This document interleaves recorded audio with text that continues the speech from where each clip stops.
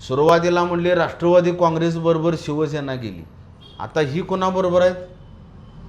ठराविक महानगरपालिकेमध्ये MIM बरोबर युती, ठराविक महापालिकेमध्ये काँग्रेसबरोबर युती. म्हणजे सत्तेसाठी कुठल्याही स्टेपला जाणारा हा पक्ष तत्व नाही.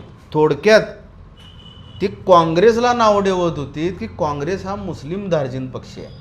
तर आता अशी परिस्थिती आहे, हिंदूनं संपवणं म्हणजे ज्या पद्धतीनं कुठंतरी काहीतरी अपघातग्रस्त करायचं आणि अपघात दाखवायचा आणि एखाद्याला मारून टाकायची जी प्रथा आहे, म्हणजे अगदी भारत देशातील जुना विषय काढला तर सुभाषचंद्र बोसांचं अशाच पद्धतीनं देहांतवास झाला होता.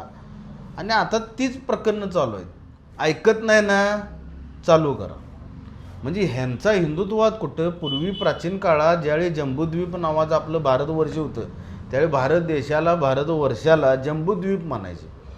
त्या काळात हिंदू विरुद्ध हिंदूच राजा लढायचा, हिंदू विरुद्ध हिंदू राजा.